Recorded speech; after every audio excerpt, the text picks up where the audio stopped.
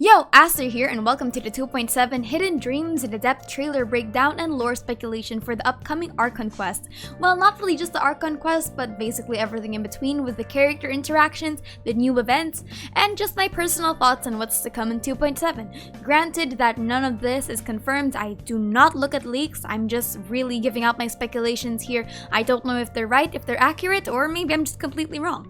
But nevertheless, the point of this is that we get hyped and excited for the new 2.7 Archon quest because I'm excited. I'm really hyped for what's to come, and 2.7, 2.6, 2.5 have actually been really jacking up their events and the story in their events, so I'm super excited for this one because this one looks to be very dope. This is one of the first times where the event quest, well, not really the event quest, like the limited event quest, is intertwined with an Archon quest or permanent content. So the first ever voice that we ever hear is from a woman, and this woman's voice is actually the daughter of Uncle Qian, I think, because she talks about her father stepping down from the Tianshu position, and I think that the person that is depicted in the trailer is Uncle Qian, which is a very important NPC in another world quest or another story quest in the past. Maybe it was the Archon quest or a character story quest that I can't quite remember, but the NPC that we see in this shot is Uncle Qian, who is among those NPCs just like Madam Ping that know a lot more than he leads on, but now he's just in the form of retirement, so he's kind of just chilling in the background looking at everything, but he still holds a lot of knowledge that you won't really get from a normal commoner. So we see Uncle Qian talking about his past and how he met Yelan. Yelan, as we've seen from the stream itself, is a member of the Ministry of Civil Affairs. Well, not necessarily a member, she works with Ningguang, but isn't necessarily held down by a position, unlike Keqing and Ganyu. So he talks about Yelan and that she was extremely tough and that she's always kept her cards close to her chest. So nobody really knows where Yelan came from. And that's a really interesting thing because in the stream, Zach actually says that we're going to learn more about Yelan's origins here in the new Archon quest, or maybe it was just in the event quest, I can't quite remember. All we know is that we are going to know more about Yelan. So who is Yelan? Why is she so attracted to the chasm? Why is she working with Ningguang? And why is she even here in the Archon quest to begin with if she's just a member of the Ministry of Civil Affairs? Now, one of the things that a lot of people were theorizing was that she was a Fatui Harbinger, which to me, hopefully was not the case.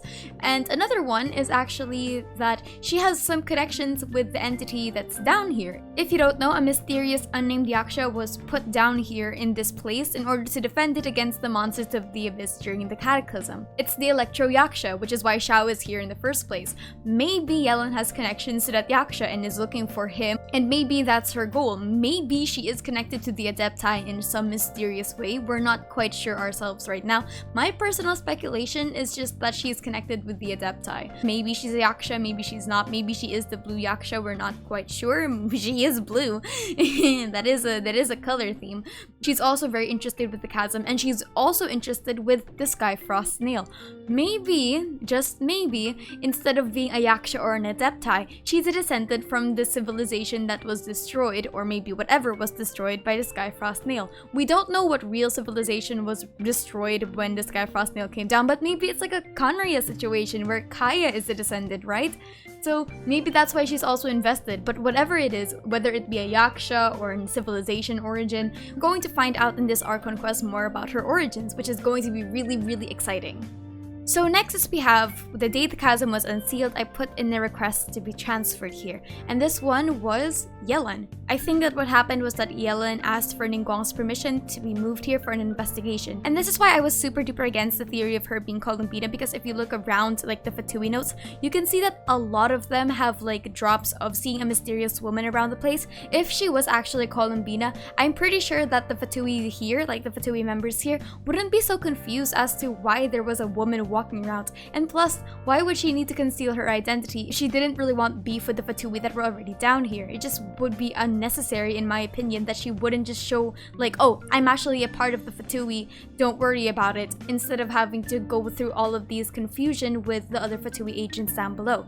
But again, I actually just don't think that she's Columbina. Instead, I think that she is just working under Ningguang and she has other Liyuan connections, not Snezhnayan. Proceeding though, so Yelan requested that she be moved down here so that she could finally learn the truth of what happened back then. And to the extent of what we currently know now, we know 2 instances of very important happenings in the chasm. One was the incident 500 years ago with the cataclysm, where basically abyss energy started spewing out of the place. Another one is the mysterious civilization that was deleted by Celestia altogether.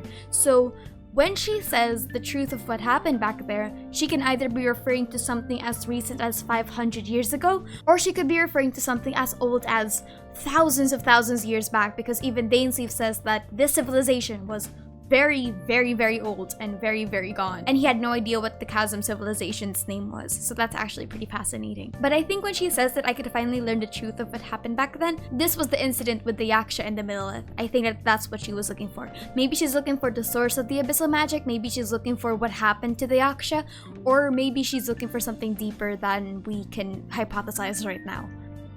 Moving on though, we see a shot of all the squad trapped underground. We see Kuki Shinobu, Yanfei, Yelan, Arataki Ito, who, okay, he's in here because of Kuki, I guess, and the Traveler. And they're stuck down here. Yikes. I can't remember where this place was in the chasm, but I do know that this is one of the deeper areas. I'm not sure if this is where the Sheesh room is. I'm not sure if this is near where the Skyfrost nail was either, but all I know is that this is somewhere in the deeper areas of the chasm. Definitely not around the surface level where you see the treasure hoarders and the Fatui. This is somewhere much deeper.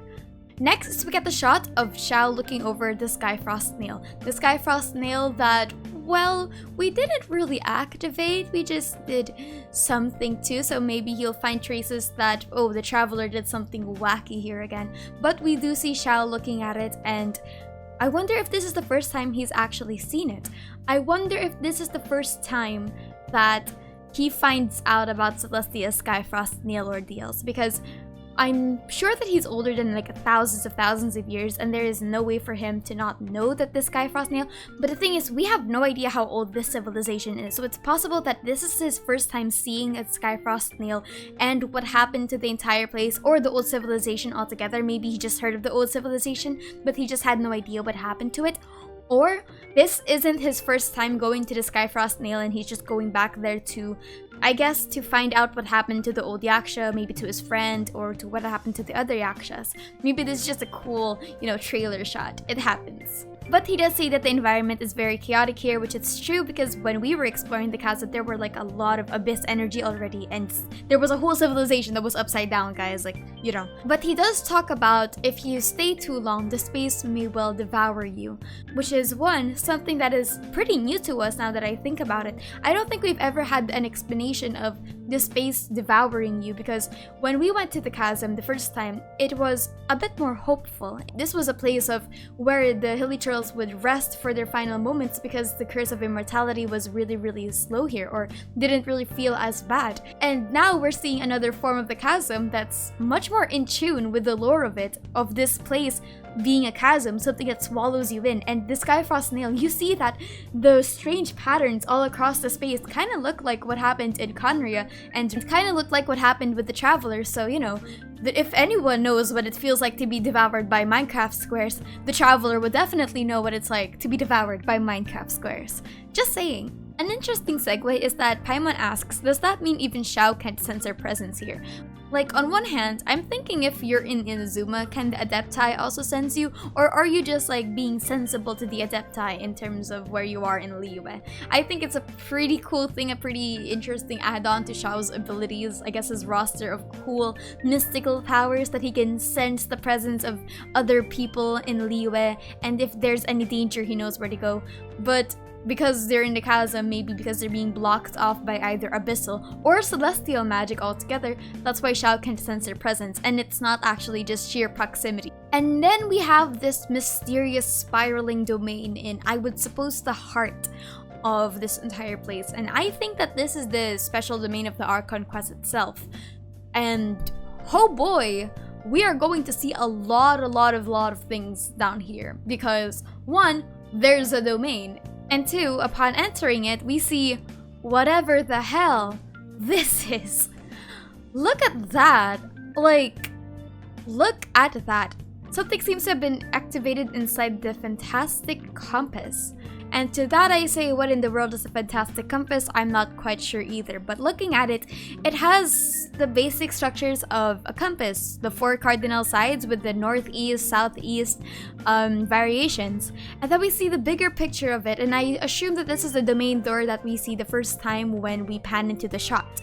And I think that this fantastic compass actually will reveal a lot about Teyvat's world structure. There are a lot of theories about the cardinal points in Genshin's world building, and this might actually give us a lot of hints about what is the cardinal system of Genshin Impact's world, and what are the longitudinal, latitudinal things, I guess, like what we were theorizing about before. And this might actually give us a lot of hints about where we are in the entire grand scheme of this place, and what kind of world Teyvat really is, because, well, this compass might reveal a lot more than you would think.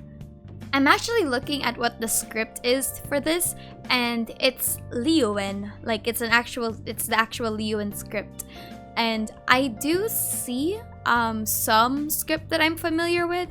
Like, if you actually pattern this with existing Liyuan scripts, the problem is I just don't know what the letters are. And unfortunately, I can't really decipher what's on the thing. My guess, though, is that these are just cardinal directions. Maybe we'll learn more about the moons, maybe we'll learn more about the world structure of Teyvat. Underground, like just looking at it from underground, there is an entire sky domain and an entire sandbox domain here. So wherever they are right now, and wherever this fantastic compass is residing in, this is not the chasm anymore, or at least this is a subspace within the chasm, it sure looks like. And we've never really seen this place in the chasm proper, so maybe this is just another place that is accessible to maybe Adepti, to maybe a domain door, and this is a whole new place altogether rather than the surface. And then we get the cool cinematic shot of the compass, and we hear Xiao talking to a mysterious entity. This might be the missing Yaksha. Maybe this is Bonacious. I can't remember if that's the name of the Electro Yaksha, but this might be the 4-armed Yaksha that we saw in the first ever trailer for Xiao. And I guess we finally get what's gonna happen to that Yaksha. And it sounds like he was corrupted, or maybe he corrupted himself with the chasm's energy. We also get another cool shot of the cardinal points in Genshin Impact's world. So these are all written in Liyuan script, but my guess is that this is still the cardinal points, north, south, east, and west. Maybe by using that we can pattern this off. And we do see mysterious threads connecting this to maybe other structures in the entire place. We do see that one of the strings connect to a wall on the far right that also has hieroglyphic writing that's glowing. So maybe this thing is powering this entire domain. And when we get here, we're going to have to break it down. But do you notice the structures? Like the structures of the entire place? It looks a lot like the old it looks a lot like an old civilization that was basically grabbed on by the sustainer of heavenly principles. There's a lot of Minecraft Roblox going on here with all the blocky textures that we have yet to see in other domains actually. There's a lot of geometry going on here, and that's very, very fascinating. So I think this place is less chasm and more connected to whatever the celestial origins of the chasm is. Remember, the chasm was formed because there was a really big space rock that decided to yeet into Liyue, and maybe this was also one of the places that was affected by that, or one of the places that was birthed for them, this special domain. And maybe what happened to this domain and the civilization that was already in the chasm, it was in Celestia's jurisdiction to basically get rid of this place, and that's why we see remnants of blocky textures across the place, and why there are a lot of patterns that are very similar to the sustainer of heavenly principles. Maybe this is also a civilization that she got. Who knows, really? And now we see the mysterious green portal with Xiao. There are a lot of things that could be happening here. All the karmic death inside Xiao just compiling together and merging into this really disgusting green-like astral projection. And maybe this is a final boss that we're going to need to fight in the future. Or this is actually just Xiao trapped in there. Maybe. But then we also see a lady with green hair. We do see a mysterious red banner in the back, and we do see like a teacup set. So I'm not quite sure who this lady is. And then we have Ito saying, "No way was that who I think it was." And I think this is regarding the woman. Maybe this woman had something to do with Kuki Shinobu's past. Maybe this woman has something to do with the Arataki Ito gang instead of just the Yakshas. Maybe like the reason Arataki Ito and Kuki Shinobu are even here is because they're investigating the whereabouts of this woman. And maybe she was, you know, possessed by the Electro Yaksha spirit. I'm not quite sure how far-fetched that is. Knowing everything that happened in 2.3, anything can really happen right now. This woman could just be the Dendro Archon for all I know. But I feel like Ito cannot be talking about the sibling. The way that he says those words, I don't think he can be talking about Lumine or Aether. But then we get the cutscene with Lumine. Or the sibling. I don't know, I'm just gonna say Lumine because we get a really cool cutscene of Lumine. And we get a really cool star biome with Xiao coughing and dying in the background, trying to tell us that something is wrong with this domain. And oh boy! Is this going to tug at a lot of heartstrings, because I think this domain is meant to lure people in with false images. I don't actually think this is Lumine. I genuinely don't think this is Lumine, because one, there is no reason for Lumine to do this. No reason for Lumine to look for her brother and wait for her brother, because she knows for herself that her brother needs to reach the end of the journey, and that's why she's been trying to keep her interjection very minimal. That's why she can't go with her brother right now. That's why she can't go home. So it wouldn't make sense for her to be here standing as like a distorted projection.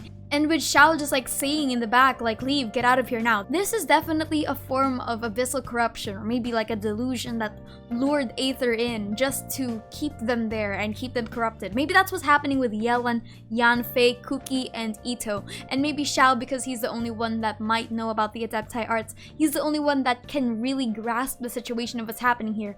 So my speculation is that they're going to need to somehow force the Traveler out of there and save the Traveler from, well, I guess quote-unquote Lumine, which is actually really interesting because we've never seen the Traveler corrupted to this degree. We've seen them once corrupted with the Orobashi and Scaramouche incident in the Archon quest, but for this one, this is a whole other level of psychological torment, I would suppose, that really just digs in deep, you know? Just luring the Traveler in, finally giving them what they want, just to see their sibling again, and then they just find out that it's all a delusion. Here's a really, really sad fact. When the Traveler was trapped for 500 years, it wasn't just 500 years of coma or 500 years of stasis. It was 500 years of nightmare-induced sleep. It was filled with nothing but terror for them, according to the character story, which is so unfortunate that the one time they finally get to see their sibling, I guess, being put in sleep, and it wasn't just a horrible nightmare, it was because it was being lured in. And I think that's so sad and so unfortunate, but it is what it is. Whatever is down here in the chasm is really trying to keep the Traveler and the party down here. But then we get the cool purple mystical entity in the background, puppeteering everything. I lured you here to this underground space because I found your weakness. So that's basically what I'm speculating for, that the Traveler is going to be lured down here with the prospects of their past. And I'm actually kind of curious, what does the Traveler's past look like? Is this finally the time where we're going to get some Traveler lore? Where we're going to finally hear what the Traveler thinks about their past? Like, we don't know anything about the Traveler's past. Maybe, like, by luring them in with the prospect of, oh, your old home, oh, your sibling, oh, everything's nice down here. Maybe that's, like, the weakness that the Traveler has, because the Traveler doesn't really have any kind of innate weakness that we know right now. Sure, they help a lot of people, but they also just... their only real emotional vulnerability is with their siblings. So this mysterious entity in the back, you really got them reeling. But that's basically it, honestly. That's the final piece of that. And we don't know what's going on. We honestly have no idea what's going to happen here right now. If the Electro Yaksha did, you know, turn evil and was trying to lure, I guess maybe Travelers or other entities in, maybe they're just trying to suck up their life force to reform themselves. But that's as much speculation as I'm going to give for that. What are my final thoughts of this thing? Well, first, I think that this story is separate of the Abyss entirely.